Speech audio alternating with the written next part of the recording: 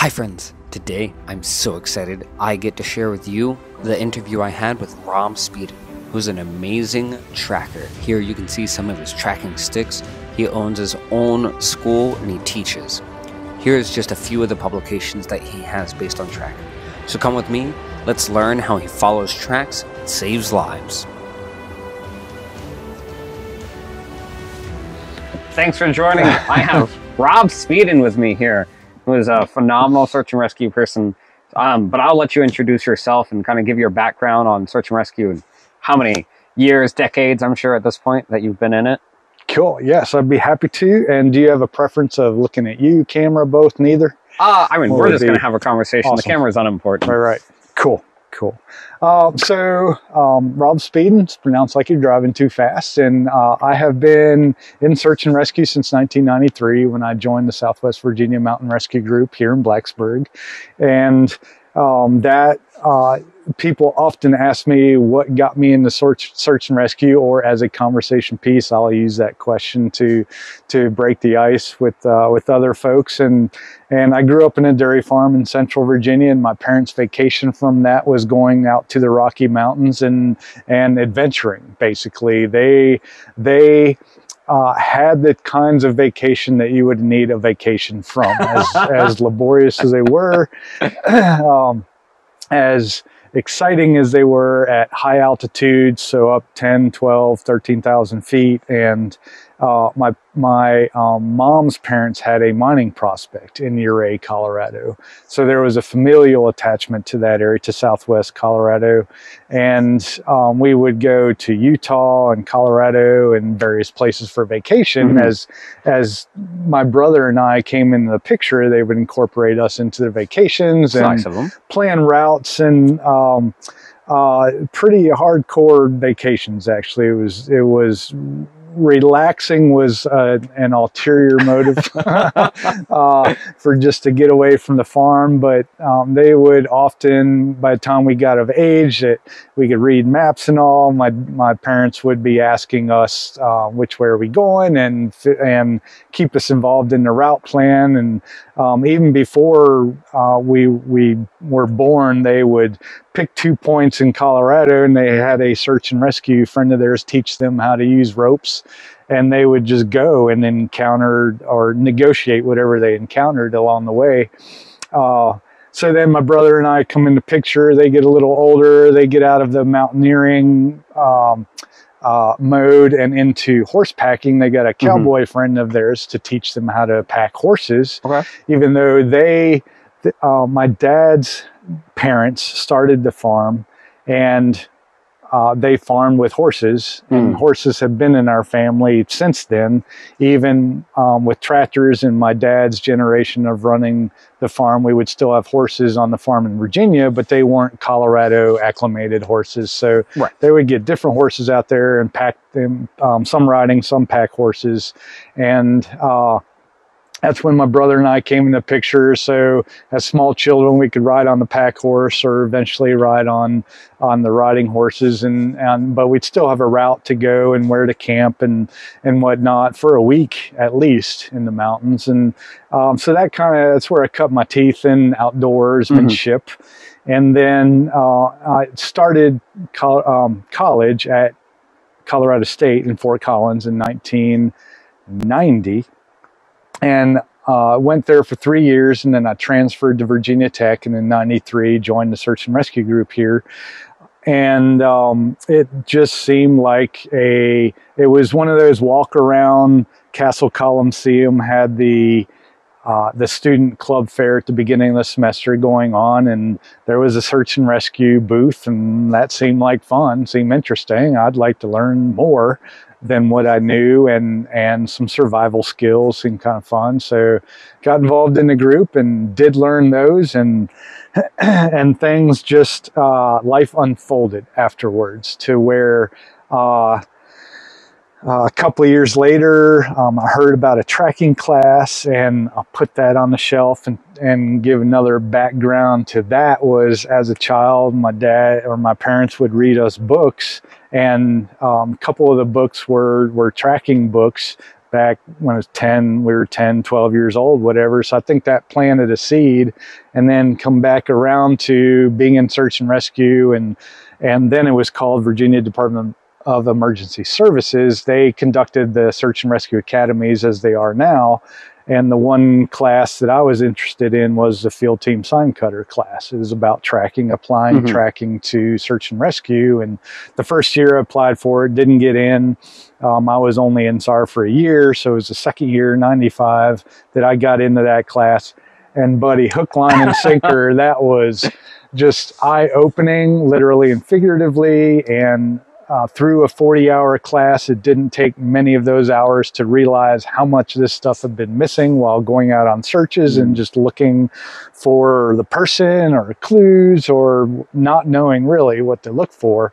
And so after taking that class and just getting hooked on tracking, I went to a variety of other tracking schools around the country and just learned what I could from animal trackers, human trackers, forensic trackers, tactical trackers.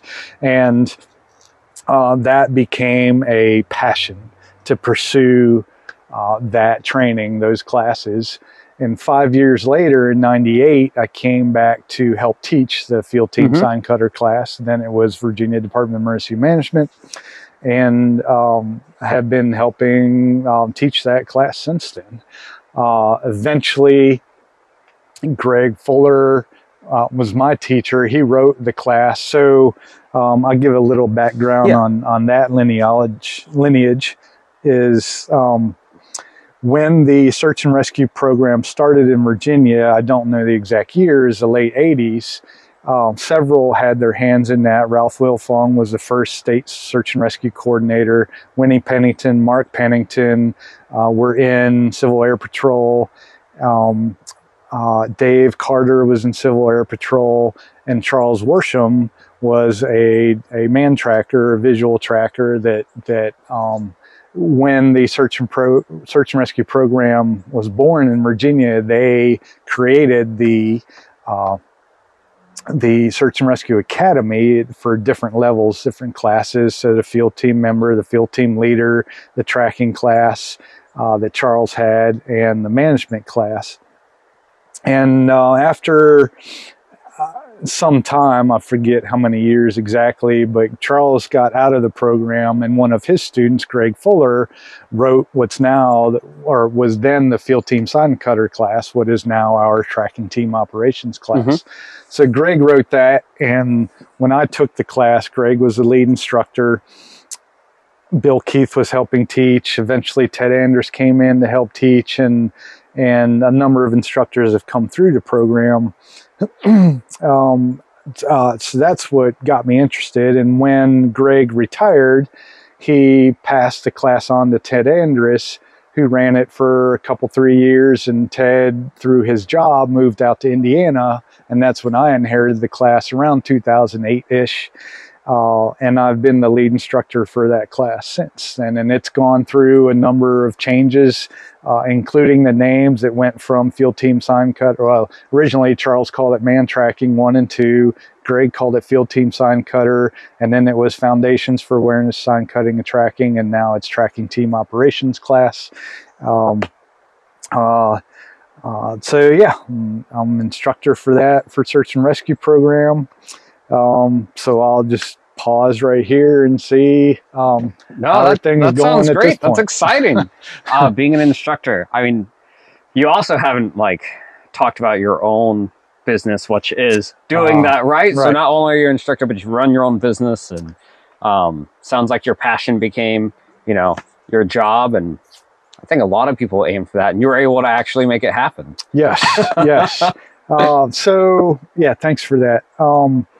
So after teaching that class for a few years, so in 98, I started help teaching the Field Team Sign Cutter class through the Search and Rescue program, and started to build experience, obviously, and confidence in the skills and ability to teach. And so here locally, there's an organization called the YMCA, which is not just a local organization, obviously, but locally they do something that not all YMCA branches do, which is conduct open enrollment or community classes. And so I just started offering a map and compass class and an animal tracking class. And so in the field team sign cutter class back then, that class then and now is basically an inch deep and mile wide. It covers a lot of topics, one of which is animal tracking, because having been on many hundreds of searches, I've yet to go to one that is void of animal traction sign. And so it's important. Greg thought it important, Charles thought it important for tracking students to be aware of at least animal traction sign. And I'm interested, I just became interested in tracking any animal, 2 legs, 4 legs, winged, none of the above, vehicles, anything. So I taught a couple classes here locally, and then each year there'd be more and more opportunities for classes. And a couple years later, there was a request that Greg and I got to teach a class outside of Virginia. So started looking beyond Virginia, and that's when I thought it'd be important to incorporate as a business. And I started the Natural Awareness Tracking School in 2002, and have been working as the lead instructor for that since then. So over 20 years now. I like that you're the lead instructor. It'd be weird if you weren't. The president, the founder, lead instructor, all of the above. And Greg also ran the class. Again, I forget exactly when he picked it up. I think it was around 1992, 93 that he started the class, that Greg started picking up after Charles left the program. And after a few years of running the class, he felt there was then a critical mass of people that he could incorporate or involve in a regular training, which, like any other skill, tracking is a perishable skill. So use it or lose it. And so he originally founded the Search and Rescue Tracking Institute as an idea to get grants and basically forward the body of knowledge of tracking and do research and teach anywhere that he could. And that didn't work out so much as forming a group within Virginia that provided the opportunity to practice tracking on a regular basis. And our first meeting and gathering and training was September of 1998. And it met quarterly thereafter since then. And it's still going as a strong group. So this is SARTI, the Search and Rescue Tracking Institute. And it is great to have you as a member of that group. And so that's another kind of thread in the tracking world in Virginia. No, I mean, I love that group. It's been good to be a part of that. But I'm happy that we have people that are dedicated and passionate to teach it. Yes, most definitely. Yeah. So the one of the things that has kept me involved in search and rescue through the years is the personality that's involved in it. And as a volunteer thing, I really don't have a better word than as a volunteer, I dare call it an organization. I think I can more so in Virginia just because of the trifecta that Virginia has with the standards that have been developed and the training that is provided to search and rescue volunteers, as well as the statewide coordination of the response to missing person searches. That, to my knowledge, does not exist in that trifecta does not exist in any other state in the nation, to my knowledge. And so we're pretty fortunate here to have those resources to support people that are volunteers that come out and help look for missing persons. And so the really cool aspect of search and rescue, again, is the personality that comes out to it. And so being a volunteer thing, organization, there's a turnover of a lot of people throughout the years, but year in and year out, the personalities, the background, the knowledge, the enthusiasm, the willingness to help, and just drive this effort to help people in need is been a very strong factor in staying with the organization. So meeting and working with people like you, Joel, and just passionate. Make it all worthwhile of staying in it. Absolutely. So that's just a huge part of it, is the people that when a person goes missing, there's a family, friends, acquaintances, and even law enforcement agencies that want to know the answer to that mystery. And the people that come together and work as a team to solve that mystery is just, it's phenomenal. It's an awesome experience. And to be a part of that is just very encouraging, very motivating. Definitely. The people that we get to be around in the volunteer organization, like you were saying, the mindset is so much different than like a corporate mindset where, oh, you have to be here, right? Everyone that's there, for the most part, wants to be there. And I think that makes a huge difference for the passion, the drive, the excitement. Yes. And that's wonderful. Yes, totally agree. It's kind of the opposite of a job, so to speak, because in a job setting, you are paid to be there, and there's a time that you need to produce something, where in search and rescue, we actually end up paying to go to searches. We pay for our own equipment, it's volunteer, and we pay for our gas mileage, we pay for everything we bring to that effort, and take the time off of work or the time away from other opportunities that we might have to do something we want to do, and come together as, even though there might be at a search for a missing person in Central Virginia, 10 or 15 different organizations, agencies, or teams there, it's one group working to the goal of finding that person as quick as possible. And there are a lot of tools that are employed to make that happen. There's the usual paws and rotors is a call out for canine resources and helicopter. And nowadays there's the technology of drones is another tool in the toolbox, and there are visual trackers, and there are various canine disciplines. There are ATV resources, there are thermal imaging cameras, there's night vision, there's ground teams, there's a management resource that's working to drive all of those resources in the field, and it's just an impressive array of resources, both technological and personnel wise, that come together to help find that person. And there have been some amazing outcomes in that, some sad outcomes, and that's life and death in the search and rescue world. That is search and rescue. Tom Lovejoy, when he first brought me on to the volunteer rescue squad here at Blacksburg, he mentioned, he's like, yeah, we're in the business of the dead and the dying. These business is good. That's always stuck with me, to think about.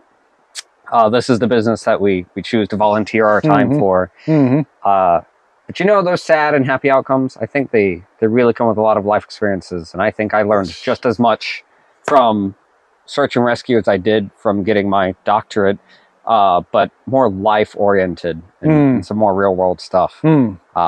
And not that I was aiming to get stories, but a byproduct of all this is, you walk away with these stories that stick in your mind forever.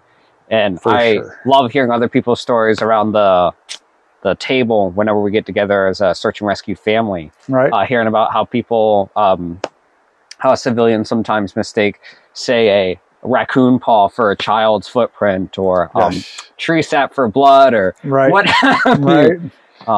And I'm sure you get a lot of calls and callovers to check something out and be raccoon. Yes. They're following Greg's philosophy of maintaining the introduction to animal tracks and sign in the basic fundamental tracking class. Time and again, there have been a lot of, hey, what's that? Or I think we have a clue of the missing person, or I think the kid took a dump here by the river, and then go out and look at it. Turns out to be raccoon feces and tracks and sign, all of rocks moved and all kinds of things. So yeah, there are a lot of little experiences that make the training worthwhile to practice that and learn that. And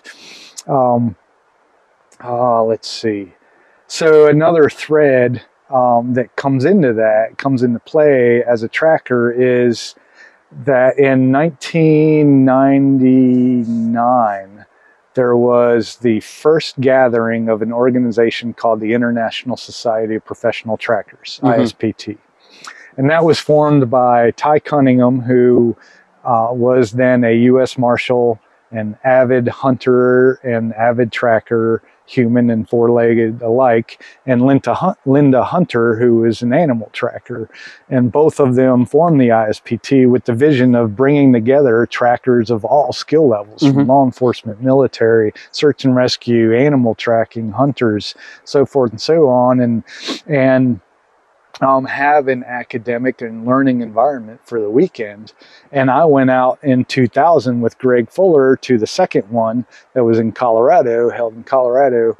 And a couple of years later, an organization, representatives of an organization called Cyber Tracker were invited to and attended one of these ISPT gatherings, and they exposed the program or educated us about that program, and conducted the evaluations that they have. They conducted a track and sign evaluation and a trailing evaluation. And I'm one of those weird people that, ooh, a test, I want to take that. And a tracking test, even better. So I went through the evaluation and learned right away that I was at the bottom of the learning curve, even though I'd been tracking by that time close to 10 years, maybe 7 or 8 years, but still had lots to learn. And so got involved in that organization, going to those evaluations, learning what voids there were in my knowledge, and studying to fill those voids, and doing better at evaluations, and eventually earning the top level of certification in their specialist in both evaluation types. And that was just an amazing experience to broaden my horizons, literally and figuratively, of knowledge of animal traction sign and the ability to follow animals, which played perfectly and directly into search and rescue. One of the best examples I have is another search and rescue tracker, Ashley Lewis, here at the member of the Blacksburg Rescue Squad. And I had participated in an evaluation up in New England, and a trailing evaluation in which we trailed moose and deer up there. And when that ended, on our way back, when we got inside Virginia, but before we got to our homes, we were notified of a search for a missing person. It was a grandfather in a family that had gone out looking for mushrooms, and he had gotten disoriented, separated from the family, and they went looking for him, and they found them and brought him back, and they continued looking for morels, or the mushrooms they were looking for, and he wandered off again, and they went looking for him again. This time they couldn't look for him, so they call 911, and Rockbridge County Search and Rescue or the sheriff's office comes out, responds, and the head Department of Corrections there, and they call for state SAR resources. So we respond before we even got home, and it was bordering on somewhere between 10 o'clock p.m. and midnight. It was dark is all I can remember accurately, and we were informed that the bloodhound handler had trailed a bit. It started at point last seen, trailed for a bit, found an area near a fallen tree stump root ball where there was a slide where he believed it was the subject slipping and sliding there. And then the dog kept trailing beyond that. And at some point, the dog got off of the scent trail and came out on a road way below where all of the other, the slide location, the point last seen up above. And so he'd come back to base, and his shift was over, so he was heading out. We just happened to get there as he was heading out, and I asked him if he could take us to that slide. He's like, I don't really have time to do that, but the road where he came out is on his way home, so he could show us where he came out.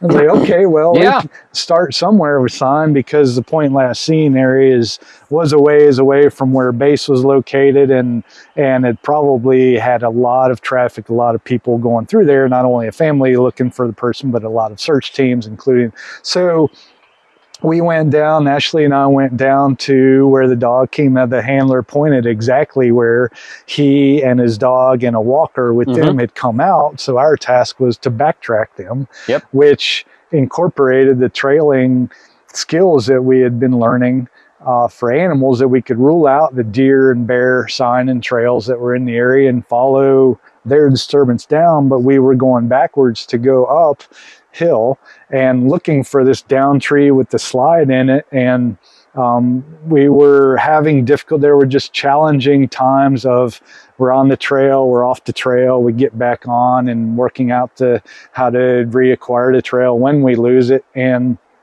at some point, somehow, we got off of the trail of the two walkers and the hound, and onto the subject's trail, because while we're following this trail of obviously human sign, the next thing we know is we end up finding the subject standing out in the middle of the woods. And it was, I don't know, after midnight, 2 o'clock in the morning or something.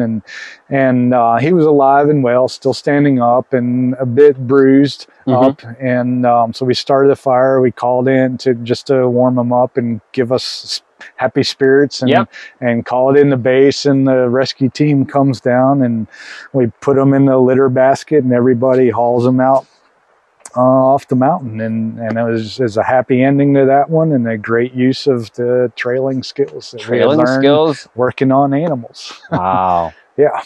So that was a good outcome.